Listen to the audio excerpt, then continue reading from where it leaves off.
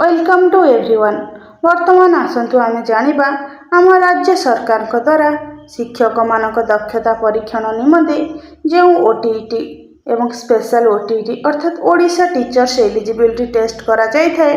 सही ओटीईटी 2012 मसीहा आसीथिबा शिक्षा मनोविज्ञान एवं child development and pedagogy section रु आसीथिबा केते गुडिये प्रश्न एवं ताहार सविशेष उत्तर।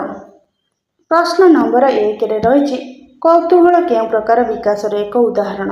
अर्थात आम जानी जिते गोटे पिलाटीए जन्म हुए, जन्म होगा पर जीरो अर्थात माँ पेटरू नहीं मृत्यु पर्यंत से तार जो बयस अतिक्रम करता है तन्मध्य तार विभिन्न प्रकार बुद्धि एवं विकास घटी थाए। ता मध्यरु गोटे प्रकार विकास होता है पिलाटीर मानसिक विकास होता है। से मानसिक एवं बौद्धिक विकास मध्य रही गोटे कौतूहल बोलिकी गोटे शब्द रही। कौतूहल कहले आम कौन बुझुचे? कौतूहल बोलिकी कहले किसी गोटे जिनस हो, किसी गोटे वस्तु हो, किसी गोटे पदार्थ हो ता विषय जानापी जो आम आग्रह आसे।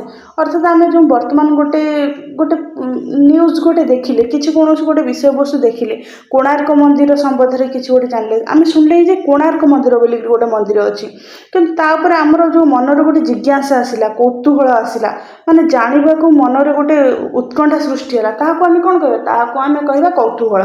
ठीक से हीपरी कोणार्क मंदिर विषय जाना को आम मन जो जिज्ञासा सृष्टि है मन जो इच्छा सृष्टि है ताकू आम कौतूहल कहली।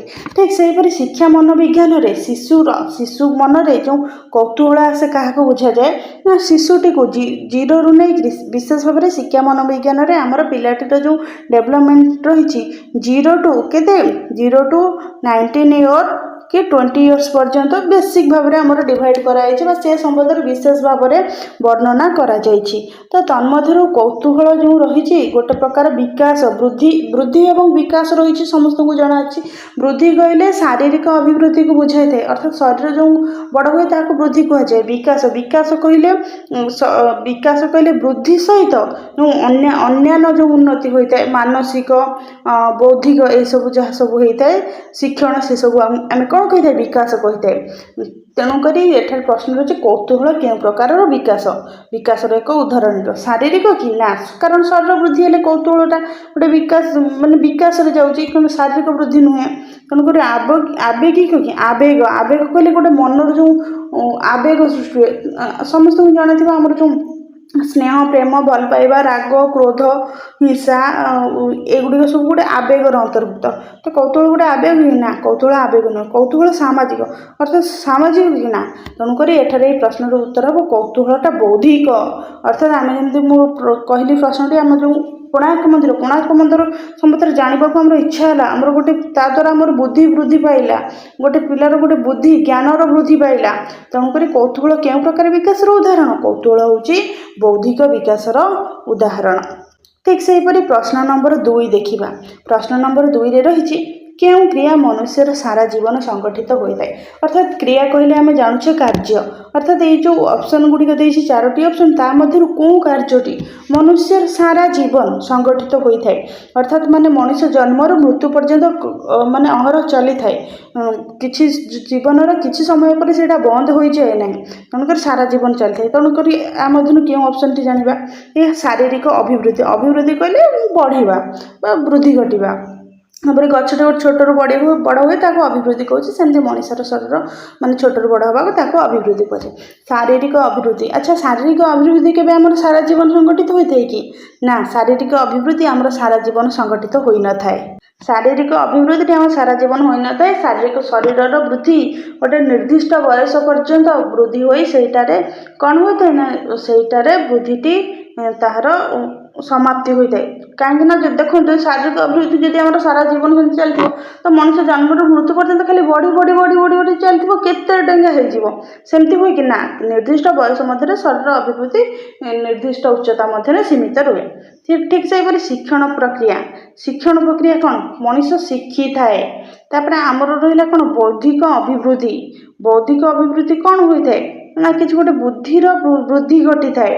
सामाजिक अभिवृद्धि अर्थात समाजर गोटे किसी गोटे अभिवृद्धि सामाजिक अभिवृद्धि कहले अर्थात समाज जो चलन रही किसी संस्कृति जहाँ रही संबंध में आम जाना सेटा कौन हुए सेटा आमर सरी जाए ना नहीं जदि ଉଦାହରଣ ସ୍ୱରୂପ ଆମେ ବର୍ତ୍ତମାନ ଜାଣିଲେ କି ମାନେ ଆମର ଯେଉଁ ରହିଛି ଗୋଟେ ଗହ୍ମା ପୂର୍ଣ୍ଣିମା ବିଷୟରେ ଆମେ ଜାଣିବାକୁ ଚାହିଁଲେ ତ ଜଣେ କିଛି ସମୟ ମଧ୍ୟରେ ଜାଣିଦେଲା। ଠିକ୍ ସେପରି ଯେଉଁ ଗହ୍ମା ପୂର୍ଣ୍ଣିମା ହେଇଥିବ, ଗହ୍ମା ପୂର୍ଣ୍ଣିମା ହେଲେ ଗହ୍ମା ପୂର୍ଣ୍ଣିମା ଗୋଟେ ପର୍ବ ପାଳନ କରାଯାଏ, ସେଇଟା ଚାଲି ରହିଲା, ସେମିତି ଗୋଟେ ଦିନ ପାଳନ କରାଗଲା, ସେଇଟା ସେଇଠି ଷ୍ଟପ୍ ହେଇଗଲା ନା ନାହିଁ? ସେଇଠି ଷ୍ଟପ୍ ହେଇଗଲା। କିନ୍ତୁ ବୌଦ୍ଧିକ ଅଭିବୃଦ୍ଧି କହିଲେ କ'ଣ? ବୌଦ୍ଧିକ ଅଭିବୃଦ୍ଧି କହିଲେ ଗୋଟେ ବୁଦ୍ଧି, ଅର୍ଥାତ୍ ଯେମିତି ଗୋଟେ ପିଲା ଜାଣିବାକୁ ଚାହିଁଲା ଆମର କୋଣାର୍କ ମନ୍ଦିର ବିଷୟରେ, ସେ କୋଣାର୍କ ମନ୍ଦିର ବିଷୟରେ ଜାଣିଦେଲା ପରେ ତାର ସେଠି ମାନେ ସେ ଯେଉଁ ବୃଦ୍ଧିଟା ହେଲା, ଯେଉଁ ବୁଦ୍ଧିଟା ଜ୍ଞାନଟା ବୃଦ୍ଧି ପାଇଲା, ସେଇଟା ସେଇଠି ଷ୍ଟପ୍ ହେଲା ନା ନାହିଁ? ଗୋଟେ ଜିନିଷ ଗୋଟେ ବସ୍ତୁ ବିଷୟରେ ଜାଣିବା, ସେଇଟା ଷ୍ଟପ୍ ହେଲା ନା ନାହିଁ? କିଛି ମାତ୍ରା ଜ୍ଞାନ ଆହରଣ କଲା ନା ନାହିଁ? କିନ୍ତୁ ଶିକ୍ଷଣ ପ୍ରକ୍ରିୟା କ'ଣ? ଶିକ୍ଷଣ ପ୍ରକ୍ରିୟାଟା ମଣିଷର ସାରା ଜୀବନ ସଂଗଠିତ ହୋଇଥାଏ। କିଭଳି ଭାବରେ? ନା ମଣିଷ ଜନ୍ମରୁ ମୃତ୍ୟୁ ପର୍ଯ୍ୟନ୍ତ ପ୍ରତି ମୁହୂର୍ତ୍ତରେ, ପ୍ରତି କ୍ଷେତ୍ରରେ, ପ୍ରତି ପାଦରେ କିଛି ନା କିଛି ଜିନିଷ ଶିଖିଥାଏ। ତାର ଶିଖିବାଟା କେବେ ମଧ୍ୟ ବନ୍ଦ ହୋଇନଥାଏ। ତାର ଜାଣତରେ ହେଉ ଅଜାଣତରେ ହେଉ, ତାର ମାନସିକ ଭାବରେ, ଶାରୀରିକ ଭାବରେ, ବୌଦ୍ଧିକ ଭାବରେ, ଚିନ୍ତନ ଶକ୍ତିରେ ହେଉ, ଯେକୌଣସି ଜିନିଷରେ ସେ ଜୀବନର ପ୍ରତି କ୍ଷଣରେ ମାନେ ମୃତ୍ୟୁ ପର୍ଯ୍ୟନ୍ତ ସବୁବେଳେ କ'ଣ ହୁଏ? ନା କିଛି ଶିଖିଥାଏ। ତେଣୁକରି ଏହି ପ୍ରଶ୍ନର ଉତ୍ତର ହେବ ଶିକ୍ଷଣ ପ୍ରକ୍ରିୟା କ'ଣ ହୁଏ? ମଣିଷର ସାରା ଜୀବନ ସଂଗଠିତ ହୋଇଥାଏ, ସାରା ଜୀବନ ଶିକ୍ଷଣ ପ୍ରକ୍ରିୟା ଚାଲିଥାଏ। ଶିକ୍ଷଣ ପ୍ରକ୍ରିୟା କେବେ ମଧ୍ୟ ସମାପ୍ତ ହୁଏ ନାହିଁ। ଶାରୀରିକ ଅଭିବୃଦ୍ଧି ସମାପ୍ତ ହୁଏ, ବୌଦ୍ଧିକ ଅଭିବୃଦ୍ଧି, ସାମାଜିକ ଅଭିବୃଦ୍ଧି, ଏସବୁର ଗୋଟେ ନିର୍ଦ୍ଦିଷ୍ଟତା ଅଛି, କିନ୍ତୁ ଶିକ୍ଷଣ ପ୍ରକ୍ରିୟାର କୌଣସି ନିର୍ଦ୍ଦିଷ୍ଟତା ନାହିଁ। ଶିକ୍ଷଣ ପ୍ରକ୍ରିୟା ସାରା ଜୀବନ ସଂଗଠିତ ହୋଇଥାଏ। ଦେଖିବା ପ୍ରଶ୍ନ ନମ୍ବର 3। ପ୍ରଶ୍ନ ନମ୍ବର 3ରେ ରହିଛି କେଉଁ ଉପାଦାନ ଉପରେ ଶିଶୁର ମାନସିକ ସ୍ୱାସ୍ଥ୍ୟ ନିର୍ଭର କରେ ନାହିଁ? ଆଚ୍ଛା, ଆପଣମାନେ ଯେଉଁ ପ୍ରଶ୍ନର ଉତ୍ତର କରୁଥିବେ, ଆମେ ପ୍ରଶ୍ନ ଦେଖିକିରି କିଛି ଗୁଡ଼ିଏ ଉତ୍ତର ଜାଣିଥିବା କିନ୍ତୁ ଭୁଲ କରିଦିଏ। କାହିଁକି ଭୁଲ କରେ? ନା ପ୍ରଶ୍ନଟିକୁ ସମ୍ପୂର୍ଣ୍ଣ ଭଲସେ ଆଗ ପଢ଼ିବାର ଅଛି। ଏଠି ଦେଖନ୍ତୁ, କିଛି ଅଛନ୍ତି ପିଲାମାନେ ପଢ଼ିଛନ୍ତି କେଉଁ ଉପାଦାନ ଉପରେ ଶିଶୁର ମାନସିକ ସ୍ୱାସ୍ଥ୍ୟ ନିର୍ଭର, ଏତିକି ପଢ଼ିକି ଛାଡ଼ିଦେବେ, ଏଠି କରେ ନାହିଁଟାକୁ ଆଉ ପଢ଼ିବେନି। ତେଣୁକରି ସେଇ ଅନୁସାରେ ଉତ୍ତର କରିଦେଲେ ଭୁଲ ହେଇଯିବ। କିନ୍ତୁ ନା, ସେ ପ୍ରଶ୍ନର ଉତ୍ତରଟି ସମ୍ପୂର୍ଣ୍ଣ ଭାବରେ ପଢ଼ିବା ଆବଶ୍ୟକ। ଏଠାରେ ନାହିଁ ଅଛି, ଅର୍ଥାତ୍ କାହା ଉପରେ ମାନସିକ ସ୍ୱାସ୍ଥ୍ୟ ନିର୍ଭର କରେ ନାହିଁ। ଅର୍ଥାତ୍ ଶିକ୍ଷକଙ୍କର ଜ୍ଞାନ, ସହ ଶିକ୍ଷାର୍ଥୀଙ୍କ ସହିତ ସମ୍ପର୍କ, ପରିବାରର ଆର୍ଥିକ ଅବସ୍ଥା, ପିତାମାତାଙ୍କ ମଧ୍ୟରେ କଳହ। ଅର୍ଥାତ୍ ଏଠାରେ ପ୍ରଶ୍ନ ରହିଛି ପିଲାର ମାନସିକ ସ୍ୱାସ୍ଥ୍ୟ କହିଲେ କ'ଣ ବୁଝେ? ତାର ମନ ଉପରେ ଯେଉଁ ପ୍ରଭାବଟି ପଡ଼ିଥାଏ, ମନ ଉପରେ ଯେଉଁ ଶିକ୍ଷଣ ହୁଏ, ମନ ଉପରେ ଯେଉଁ ଆଘାତ ଲାଗେ, ତାର ମନଟା ଯଦି ଭଲ ଲାଗୁଥାଏ ତାହେଲେ ମାନସିକ ସ୍ୱାସ୍ଥ୍ୟ ଠିକ୍ ଅଛି। ସେ ଯଦି ଖୁସି ଥାଏ ମାନସିକ ସ୍ୱାସ୍ଥ୍ୟ ଠିକ୍ ଅଛି। ଯଦି ଦୁଃଖ ଥାଏ ସେଇଟା କ'ଣ ହୁଏ? ତାର ମାନସିକ ସ୍ୱାସ୍ଥ୍ୟ ଖରାପ ହୁଏ। ତ ଏଠି ଦେଇଛି ମଧ୍ୟରୁ କେଉଁ ଏଇ ଚାରୋଟି ଅପସନ୍ ମଧ୍ୟରୁ କେଉଁ ଅପସନ୍ ଦ୍ୱାରା ଶିଶୁର ମାନସିକ ସ୍ୱାସ୍ଥ୍ୟ ନିର୍ଭର କରେ ନାହିଁ? ଅର୍ଥାତ୍ ଏଇ ଅପସନ୍ ମଧ୍ୟରୁ କେଉଁ କାର୍ଯ୍ୟଟି ସଂଗଠିତ ହେଲେ ଶିଶୁର ମନ ଖୁସି ହୁଏ ନାହିଁ କିମ୍ବା ମନ ଦୁଃଖ ହୁଏ ନାହିଁ? ଦେଖିବା କେଉଁ ଉତ୍ତରଟି ହେବ? ଶିକ୍ଷକଙ୍କର ଜ୍ଞାନ। ଆଚ୍ଛା, ଯଦି ଶିକ୍ଷକଙ୍କର ଯାହା ଜ୍ଞାନ ରହିଛି, ଶିକ୍ଷକ ପିଲାକୁ ପଢ଼େଇବେ ତାଙ୍କ ଜ୍ଞାନ ଅନୁସାରେ। ସହ ଶିକ୍ଷାର୍ଥୀଙ୍କ ସହିତ ସମ୍ପର୍କ। ଆଚ୍ଛା, ପିଲାଟି ଯଦି ତାର ଯେଉଁ ସାଙ୍ଗସାଥିମାନଙ୍କ ସହିତ ସମ୍ପର୍କ ଥିବ, ଯଦି ସେ ତାର ମନ ଦୁଃଖ ହେଲା କି ଖୁସି ହେଲା ତା ସ୍ୱାସ୍ଥ୍ୟ ଉପରେ ପ୍ରଭାବ ପଡ଼ିବ ନା ନାହିଁ? ହଁ, ପଡ଼ିବ। ପରିବାରର ଆର୍ଥିକ ଅବସ୍ଥା ବୋଲିକିରି କହିଲେ, ପରିବାର ଯଦି ଅର୍ଥ ଠିକ୍ ନଥିବ, ପିଲାଟି ଯାହା ଚାହୁଁଥିବ ପାଉନଥିବ, ତାର ଖାଦ୍ୟ ଠିକ୍ସେ ପାଉନଥିବ, ତାର ଯାହା କୌଣସି ଜିନିଷ ଦରକାର ପାଉନଥିବ, ତା ମାନସିକ ସ୍ୱାସ୍ଥ୍ୟ ଖରାପ ହେବ ନା ନାହିଁ? ହଁ, ହେବ। କାହିଁକି ନା ତାର ସାଙ୍ଗସାଥିମାନେ ଯଦି ଗୋଟେ ଭଲ ଚପଲ ପିନ୍ଧିକି ଯାଉଥିବେ, ଗୋଟେ ଖାତା ପେନ୍ଟେ ନେଇକି ଯାଉଥିବେ, ସେ ପିଲାଟାକୁ ଯଦି ନ ମିଳିଲା, ପିଲାଟି ମନ ଦୁଃଖ ହେବ। ତାର ପିତାମାତାଙ୍କ ମଧ୍ୟରେ କଳହ। ଅର୍ଥାତ୍ ପିଲାଟି ଯେତେବେଳେ ଘରେ ରହୁଛି, ତା ବାପା ମାଆଙ୍କ ମଧ୍ୟରେ ଯଦି କଳି ଝଗଡ଼ା ସୃଷ୍ଟି ହେଲା, ପିଲାଟିର ମଧ୍ୟ ମନଟା ଦୁଃଖ ହେବ ନା ନାହିଁ? ସେ ଯଦି ଘରେ ଝଗଡ଼ା ହେଇଥିବ, ପିଲାଟିକୁ ଭୋଗ କରୁଥିବ, ଖାଇବାକୁ ଚାହୁଁଥିବ, ଘରେ ଝଗଡ଼ା ହେଇଥିବ, ପିଲାଟା ଖାଇପାରେ କି? ନା, ଖାଇପାରେନି।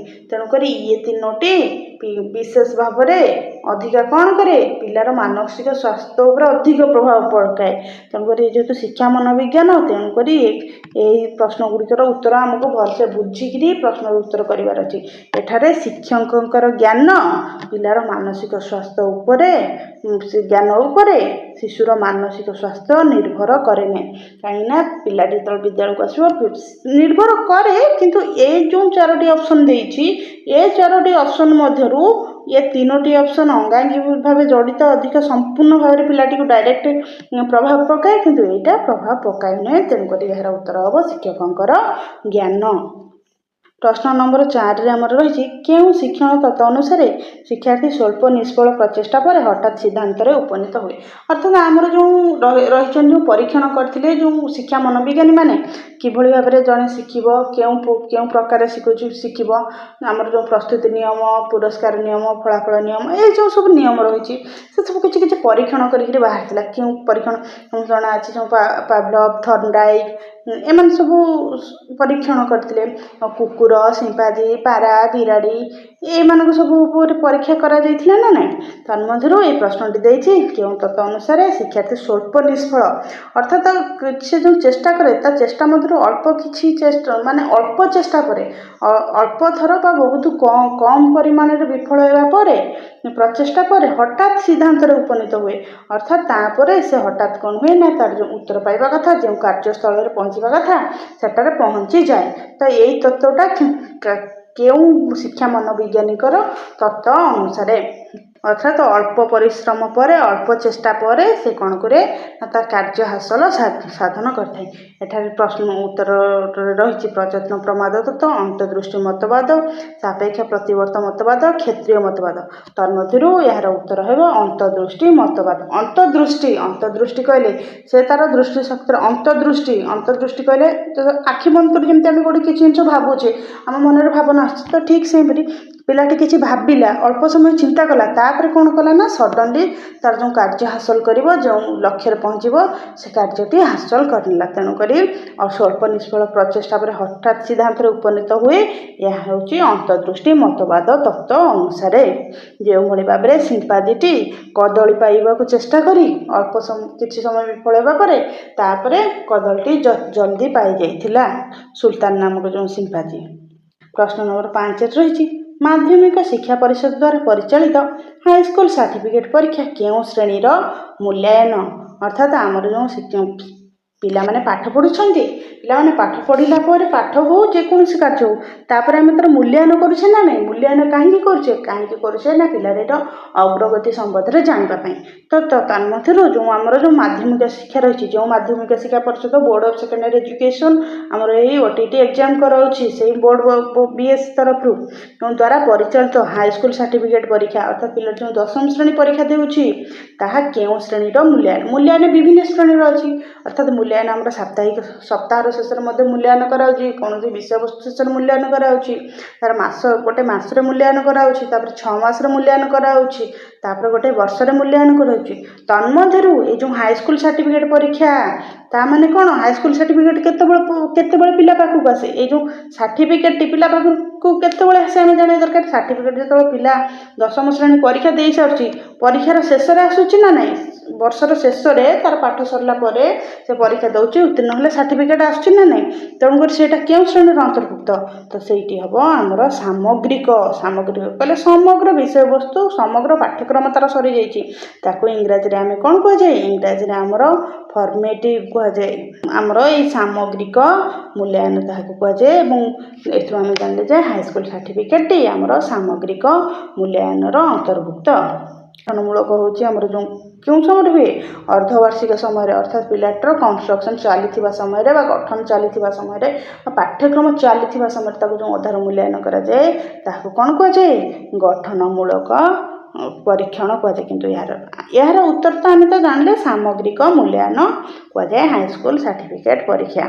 प्रश्न नंबर 6 आमर रही हल्लक मतरे आद्य बाल्यावस्थार बयस सीमा केते अर्थात जो शिक्षा मनोविज्ञानी केते जन रही परीक्षण करते से समस्ते निजर परीक्षण अनुसार पिलामानकर बयस को विभागीकरण कर पिलामानकर प्रकृति से कार्य मानसिक अवस्था शारीरिक अवस्था संबंध में वर्णना कर तन्मध्य हल्लक होती अन्यतम हल्लक मतरे आद्य बाल्यावस्था से जो विभाग पिलामानकर बयस को जो विभाग कर हल्लक तन्मध्य आद्य बाल्यावस्था क्या कहे अच्छा आम जानले पिलाटी 0 रू अर्थात माँ पेट जो सृष्टि है पिलाटी जन्म है शिशु अवस्था आसला बाल्यावस्था आसला बाल्यावस्था को से 2 भाग विभक्त कर गोटे हूँ आद्य बाल्यावस्था आ गोटे हूँ प्रांत बाल्यावस्था तो तापर तार आसला कौन कैशोर अवस्था तापर युवावस्था तो यही भाव में चलला तो हल्लक मतरे जो बाल्यावस्था रही आमर 0 to 2 years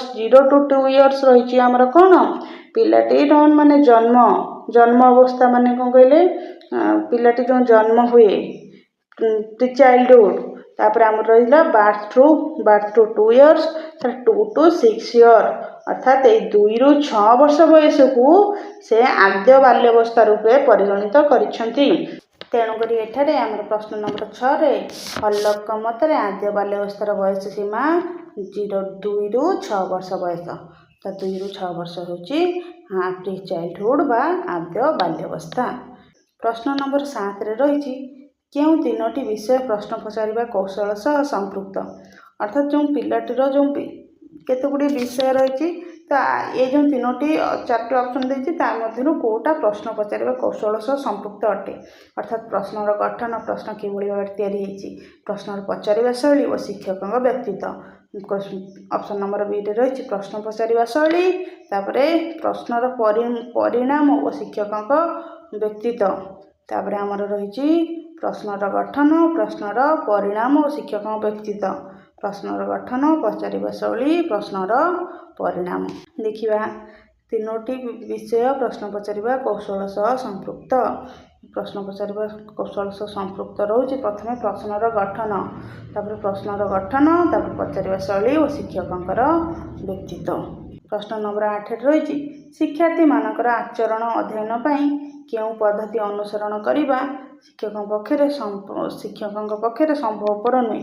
ଅର୍ଥାତ୍ ଶିକ୍ଷାର୍ଥୀମାନଙ୍କର ଯେଉଁ ଆଚରଣ ଅଧ୍ୟୟନ ପାଇଁ କେଉଁ ପଦ୍ଧତିଟା, ଅର୍ଥାତ୍ ପିଲାମାନଙ୍କ ସମ୍ବନ୍ଧରେ ଜାଣିବା ପାଇଁ ବିଭିନ୍ନ ପ୍ରକାର ଆମର ଯେଉଁ ପଦ୍ଧତି ରହିଛି, ମେଥଡ଼ ଆପ୍ରୋଚ୍ ରହିଛି, ତନ୍ମଧ୍ୟରୁ ପିଲାମାନଙ୍କୁ ଆଚରଣ ଅର୍ଥାତ୍ ପିଲାମାନଙ୍କର ବ୍ୟବହାର ଜାଣିବା ପାଇଁ କେଉଁ ପଦ୍ଧତିଟା ଅନୁସରଣ କରିବା, ଅର୍ଥାତ୍ କେଉଁ ପଦ୍ଧତିଟିକୁ ଅନୁସରଣ କରି ବିଶ୍ଳେଷଣ କରିବା କାହା ପକ୍ଷରେ ସମ୍ଭବ ନୁହେଁ, ଶିକ୍ଷକଙ୍କ ପକ୍ଷରେ ସମ୍ଭବ ନୁହେଁ। ଅର୍ଥାତ୍ এই 4ଟି ମଧ୍ୟରୁ କେଉଁ ପରିସ୍ଥିତିଟାକୁ ଶିକ୍ଷକଙ୍କ ଆୟତ୍ତ ବାହାରେ, ଅର୍ଥାତ୍ କେଉଁ ପରିସ୍ଥିତିଟି ଶିକ୍ଷକ ତାଙ୍କ କଣ୍ଟ୍ରୋଲରେ ରଖିପାରିବେନି କିମ୍ବା ସେଇ ପରିସ୍ଥିତିକୁ ଜାଣି ପିଲାଟିର ଆଚରଣ ଅଧ୍ୟୟନ କରିପାରିବେ ନାହିଁ। ଅର୍ଥାତ୍ ପର୍ଯ୍ୟବେକ୍ଷଣ କଲେ ପିଲାଟିକୁ ମାନେ ପର୍ଯ୍ୟବେକ୍ଷଣ କରି ତାକୁ ଦେଖିକି ଜାଣିପାରିବେ। ସାକ୍ଷାତକାର ଅର୍ଥାତ୍ ପିଲାଟି ସହିତ ମୁହାଁମୁହିଁ କଥା ହୋଇ ତା ସହିତ କଥା ହେଇ ଦେଖି ଜାଣିପାରିବେ। ସଂପରୀକ୍ଷଣ ହୋଇପାରିବ। କିନ୍ତୁ ପାରିବାରିକ ସ୍ଥିତି ଅର୍ଥାତ୍ ପିଲାଟିର ପାରିବାରିକ ସ୍ଥିତି, ପିଲାଟିକୁ ଶିକ୍ଷକ ଯେତିକି ପଚାରିବେ ଜାଣିବେ ତା ବିଷୟରେ, କିନ୍ତୁ ପିଲାଟି ନିଜେ ମଧ୍ୟ ତାର ପାରିବାରିକ ସ୍ଥିତି ବିଷୟରେ ସମ୍ପୂର୍ଣ୍ଣ ଭାବରେ ସିଓର ନଥାଏ, ଅର୍ଥାତ୍ ଜାଣିନଥାଏ। କାହିଁକିନା ପିଲାଟି ଛୋଟ ପିଲା, କିଛି ଜିନିଷ ବୁଝିଥାଏ ନ ବୁଝିଥାଏ ଏବଂ ତା ପରିବାରର ସ୍ଥିତି ବିଷୟରେ ସେ କ'ଣ ସବୁ କହିପାରେ। ଆଉ କିଛି ପିଲା ଅଛନ୍ତି ମଧ୍ୟ ଟିଚରଙ୍କ ଆଗରେ କ'ଣ କହିବେ କି, କହିବେ ନାହିଁ। ତେଣୁକରି ପିଲାଟିର ଆଚରଣ ଜାଣିବା ପାଇଁ ଯେଉଁ ପଦ୍ଧତି ବ୍ୟବହାର କରାଯାଉଛି ତା ଭିତରୁ ଏ ପାରିବାରିକ ସ୍ଥିତିଟାକୁ ଅନୁସରଣ କରିବା ଶିକ୍ଷକଙ୍କ ପକ୍ଷରେ ସମ୍ଭବପର ନୁହେଁ। ପ୍ରଶ୍ନ ନମ୍ବର 9ରେ ରହିଛି ସୃଜନଶୀଳ ବ୍ୟକ୍ତିଙ୍କଠାରେ କେଉଁ ଗୁଣଟି ଦେଖାଯାଇ ନଥାଏ। ବାରମ୍ବାର କହିଛି ପ୍ରଶ୍ନଟିକୁ ବହୁତ ଭଲସେ ଦେଖିବେ। ଏଠାରେ ନଥାଏ କହିଛି, ଥାଏ ଲେଖିନି। ତେଣୁ ସୃଜନଶୀଳ ବ୍ୟକ୍ତିଙ୍କଠାରେ, ସୃଜନଶୀଳ ବ୍ୟକ୍ତି କାହାକୁ କୁହାଯାଏ? ସୃଜନ କହିଲେ କିଛି ନୂଆ ସୃଷ୍ଟି କରିବା, କିଛି ଗୋଟିଏ ଭଲ ସୃଷ୍ଟି କରିବା, ଭିନ୍ନ ସୃଷ୍ଟି କରିବା। ତେଣୁକରି ସୃଜନଶୀଳ ବ୍ୟକ୍ତିଙ୍କଠାରେ କେଉଁ ଗୁଣ ଅର୍ଥାତ୍ ତାଙ୍କ ପାଖରେ କେଉଁ ଗୁଣ ବା କେଉଁ ଦକ୍ଷତା ଦେଖାଯାଇନଥାଏ। ଅଧିକ ସ୍ମରଣ ଶକ୍ତି ଅର୍ଥାତ୍ ଯିଏ ନୂଆ ସୃଷ୍ଟି କରିପାରନ୍ତି, ନୂଆ ଭାବିପାରନ୍ତି, କିଛି ଗୋଟେ ନୂଆ ଉଦ୍ଭାବନ କରିପାରନ୍ତି, ଅଧିକ ସ୍ମରଣ ଶକ୍ତି ତାଙ୍କ ପାଖରେ ଥାଏ।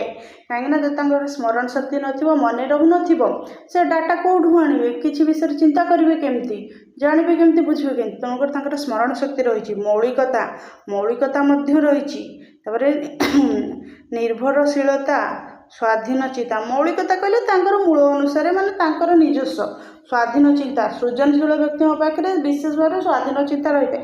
କାହିଁକିନା ଯଦି ଗୋଟେ ବ୍ୟକ୍ତି ଗୋଟେ ପିଲାକୁ ନିଜ ସ୍ୱାଧୀନ ଭାବରେ ଚିନ୍ତା କରିବାକୁ ଦିଆଯିବ ନାହିଁ, ସେ ତାର ଭାବନା ମଧ୍ୟରେ ଭାବିପାରିବ ନାହିଁ, ସେ ନୂଆ କିଛି ସୃଷ୍ଟି କରିପାରିବ ନାହିଁ। ତେଣୁକରି ସ୍ୱାଧୀନ ଚିନ୍ତା ମଧ୍ୟ ରହିଛି। ମାତ୍ର ନିର୍ଭରଶୀଳତାଟା ତାଙ୍କ ପାଖରେ ନଥାଏ। ଅର୍ଥାତ୍ ଯିଏ ସୃଜନଶୀଳ ଅର୍ଥାତ୍ ନୂଆ ସୃଷ୍ଟି କରିଥାନ୍ତି, ନୂଆ ଉଦ୍ଭାବନ କରିଥାନ୍ତି, ସେ କ'ଣ କରିଥାନ୍ତି, ସେ ଅନ୍ୟ ଉପରେ ନିର୍ଭର କରନ୍ତି କି ନା, ସେ ଅନ୍ୟ ଉପରେ ନିର୍ଭର କରନ୍ତି ନାହିଁ। ଅନ୍ୟ ଉପରେ ନିର୍ଭର କଲେ ତାଙ୍କର କାର୍ଯ୍ୟ ହୋଇପାରିବ ନାହିଁ ବା କିଛି ସୃଜନ ହୋଇପାରିବ ନାହିଁ।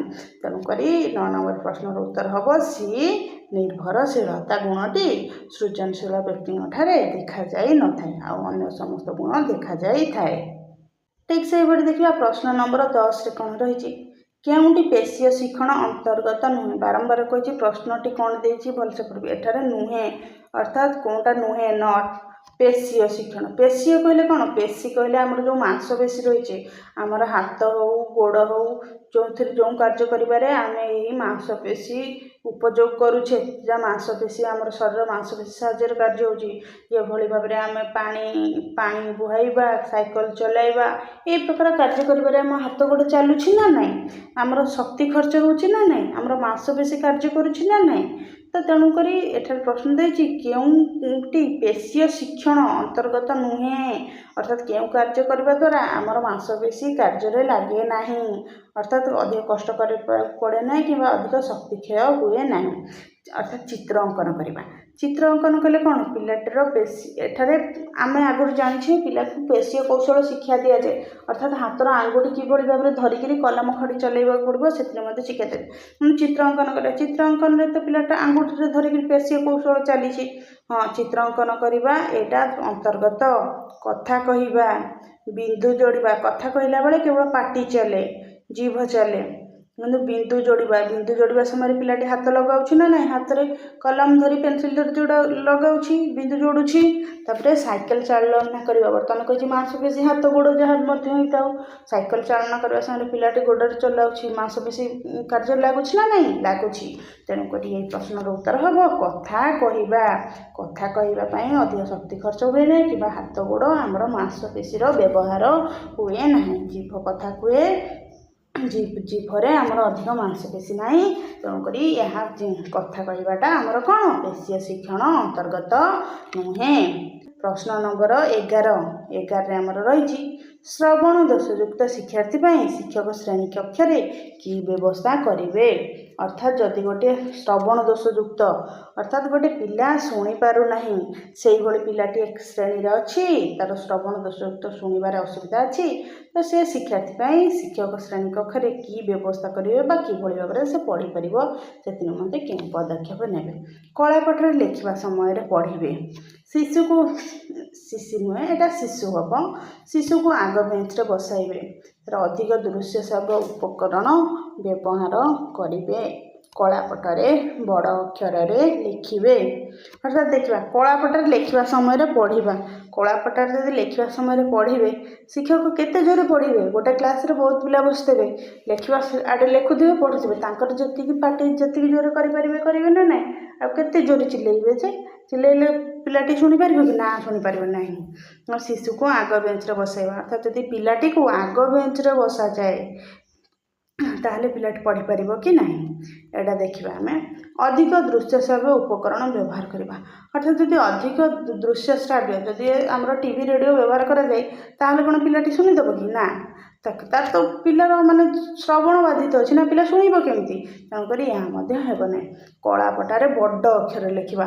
ଆମର ପ୍ରଶ୍ନ କ'ଣ ରହିଛି? ଶ୍ରବଣ ବାଧିତ, ପିଲାଟିକୁ ଶୁଣିପାରୁନି, ପ୍ରଶ୍ନ ଅନୁସାରେ ଉତ୍ତର କରିବାକୁ ପଡ଼ିବ ଆମକୁ। କଳାପଟାରେ ବଡ଼ ଅକ୍ଷର ଲେଖିଲେ ପିଲାଟା ଆଖିରେ ଦେଖିବ, କିନ୍ତୁ ତା କାନକୁ ଶୁଣାଯିବ କି? ନା, ଶୁଣାଯିବନି। ତେଣୁକରି କ'ଣ କରିବେ ଶିକ୍ଷକ?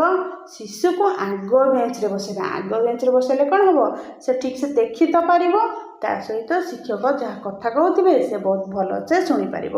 ତେଣୁ ଶ୍ରବଣ ବାଧିତ ପିଲା ନିମନ୍ତେ, ପିଲାଟି ତାର ଶ୍ରବଣ ଦୋଷଯୁକ୍ତ ପିଲା ନିମନ୍ତେ, ଉନ୍ନତ ପଠନ ନିମନ୍ତେ ଶିକ୍ଷକ କ'ଣ କରିବେ ନା ଶିଶୁକୁ ଆଗ ବେଞ୍ଚରେ ବସାଇବେ। ଶିଶୁର ଧାରଣା ଶକ୍ତି ବଢ଼ାଇବା ପାଇଁ ଶିକ୍ଷକ କ'ଣ କରିବେ? ଧାରଣା ଶକ୍ତି କହିଲେ କ'ଣ କୁହାଯାଏ ଜାଣିଛନ୍ତି? ଗୋଟେ ବହିଟେ ଦେଖିଲେ, ଛୁଆଟା ଗୋଟେ ବହିଟା ଦେଖିଲା, ତ ତା ଉପରେ ସେ ଶିକ୍ଷକଙ୍କୁ ପଚାରିବ, ସାର୍ ଦିଦି ଏଇଟା କ'ଣ? ତ ତାକୁ ଶିକ୍ଷକ ବୁଝେଇବେ ନା ଏଇଟା ବହି, ଏଥିରେ ଲେଖାଯାଏ, ଆକୁ ପଢ଼ନ୍ତି, ଇଏ କରନ୍ତି। ତ ଏଇ ଯେଉଁ ବୁଝେଇବେ, ତା ଉପରେ ପିଲାର ଗୋଟେ ଧାରଣା ଆସିବ ଯେ ବହିଟା ଦେଖିବାକୁ ଏମିତି କାଗଜ ଥାଏ, ଏମିତି ଲେଖା ଥାଏ, ଆଦେହରେ ଯାହା ଥାଏ ଏଇଟାକୁ ପଢ଼ନ୍ତି, ଆଦେହରୁ ଜ୍ଞାନ ଲାଭ ହୁଏ। ସେଇଟା ଧାରଣା ଆସିଲା, ତା ସମ୍ବନ୍ଧରେ ସେ କିଛି ଜ୍ଞାନ ପାଇଲା, କିଛି ବୁଝିଲା, ତା ଉପରେ କିଛି ଜାଣିଲା, ତ ସେଇଟାକୁ କ'ଣ କୁହାଯାଏ? ଧାରଣା କୁହାଯାଏ। ତେଣୁକରି ପିଲାଟିର ସେଇ ଧାରଣା ଶକ୍ତିଟା ବଢ଼ାଇବା ପାଇଁ ଶିକ୍ଷକ କ'ଣ କରିବେ? ଉପଯୁକ୍ତ ଉଦ୍ଦୀପକ ବ୍ୟବହାର କରିବେ, ବାରମ୍ବାର ପରୀକ୍ଷଣ ବ୍ୟବସ୍ଥା କରିବେ, ତାର ନୈଦାନିକ ପରୀକ୍ଷଣ ବ୍ୟବସ୍ଥା କରିବେ, ବିଷୟବସ୍ତୁର ବାରମ୍ବାର ଶିକ୍ଷଣ ବ୍ୟବସ୍ଥା କରିବେ। ତ ଶିଶୁଟିର ଧାରଣା ଶକ୍ତି ବଢ଼ାଇବା ପାଇଁ ଶିକ୍ଷକ କ'ଣ କରିବେ ନା ଉପଯୁକ୍ତ ଉଦ୍ଦୀପକ ବ୍ୟବହାର କରିବେ। ଅର୍ଥାତ୍ ଯେଉଁ କାର୍ଯ୍ୟ ପାଇଁ ଯେଉଁ ଗୋଟେ ଉଦ୍ଦୀପକ ଆବଶ୍ୟକ ହୋଇଥାଏ ତାହାକୁ ବ୍ୟବହାର କରିବେ। ଅର୍ଥାତ୍ ଯେପରି ଦେଖିବା ଗୋଟିଏ ପିଲାକୁ ଗୋଟେ ଦେଖାଇବା କି ଦୀପଟା କିଭଳି ଭାବରେ ଜଳେ, ତ ତାକୁ କ'ଣ କରିବା, ଗୋଟେ ଦୀପଟିଏ ଆଣି ଜଳାଇ ତାକୁ କ'ଣ କରିବେ, ପିଲାକୁ ଦେଖେଇବେ ଉଦ୍ଦୀପକ, ଅର୍ଥାତ୍ ତାର ପିଲାଟିର ସେଇ ଉଦ୍ଦୀପକ ସମ୍ବନ୍ଧରେ ପିଲାଟି ଜାଣିଲା ଏବଂ ତାର ଧାରଣା ଆସେ। ପ୍ରଶ୍ନ ନମ୍ବର 13 ରହିଛି ବାହିକ ଅଭିପ୍ରେରକ ହିସାବରେ କେଉଁଟି ବାରମ୍ବାର ବ୍ୟବହାର କରିବା ଅନୁଚିତ। ଅର୍ଥାତ୍ ପିଲାର ଶିକ୍ଷାର ଉନ୍ନତି ନିମନ୍ତେ ଆମେ ଅଭିପ୍ରେରକ ବ୍ୟବହାର କରୁଛେ। ଅଭିପ୍ରେରକ କହିଲେ କ'ଣ, ଅଭିପ୍ରେରକ ଦୁଇ ପ୍ରକାର, ଗୋଟେ ହେଉଛି ଯୁକ୍ତାତ୍ମକ, ଗୋଟେ ବିଯୁକ୍ତାତ୍ମକ। ତାହା ଯେପରି ପୁରସ୍କାର, ପ୍ରଶଂସା, ଏ ପ୍ରତିଯୋଗିତା, ଇଏ ହେଉଛି କ'ଣ ଯୁକ୍ତାତ୍ମକ ଅଭିପ୍ରେରକ, ଏବଂ ଦଣ୍ଡ, ଭୟ, ଇଏ ସବୁ ହେଉଛି କ'ଣ ବିଯୁକ୍ତାତ୍ମକ ଅଭିପ୍ରେରକ। ଅର୍ଥାତ୍ ପିଲାଟି ଦଣ୍ଡ ପାଇବା ଭୟରେ ଶିକ୍ଷଣର ଉନ୍ନତି କରିଥାଏ, ପିଲାଟି ମଧ୍ୟ ପୁରସ୍କାର ପାଇବା ଆଶାରେ ଶିକ୍ଷଣ ଉନ୍ନତି କରିଥାଏ। ଠିକ୍ ସେପରି ବାହିକ ଅଭିପ୍ରେରକ ହିସାବରେ କେଉଁଟି ବାରମ୍ବାର ବ୍ୟବହାର କରିବା ଅନୁଚିତ। ଅର୍ଥାତ୍ ବାହ୍ୟ ଅଭିପ୍ରେରକ ହିସାବରେ କେଉଁଟା ବ୍ୟବହାର କରିବା ବାରମ୍ବାର ଅନୁଚିତ, ପ୍ରଶଂସା, ପିଲାଙ୍କୁ ପ୍ରଶଂସା କରାଯାଇପାରିବ। ପ୍ରଶଂସା, ଶାସ୍ତି, ପ୍ରତିଯୋଗିତା, ପୁରସ୍କାର, ମଧ୍ୟରୁ ପୁରସ୍କାରଟା ହିଁ ହେବ ଉତ୍ତର। ବାହିକ ଅଭିପ୍ରେରକ ହିସାବରେ ଏଟାକୁ ବାରମ୍ବାର ବ୍ୟବହାର କରାଯିବା ପାରିବ ନାହିଁ। ଅର୍ଥାତ୍ ଗୋଟେ ପିଲାକୁ ବାରମ୍ବାର ଶିକ୍ଷକ ବହୁତ ସାରା ପୁରସ୍କାର ଦେଇପାରିବେ ନାହିଁ। କିନ୍ତୁ ଆଉ ବର୍ତ୍ତମାନ ସମୟରେ ତ ସମସ୍ତଙ୍କୁ ଜଣାଅଛି ଆମର ସରକାର ଶାସ୍ତି ଉଠାଇ ଦେଇଛନ୍ତି, ମାଡ଼ ଉଠାଇ ଦେଇଛନ୍ତି, ଶାସ୍ତି ଦିଆଯାଉନାହିଁ, କିନ୍ତୁ ବାହିକ ଅଭିପ୍ରେରକ ହିସାବରେ ବାରମ୍ବାର ଏହାର ଉତ୍ତର ହେବ ପୁରସ୍କାର।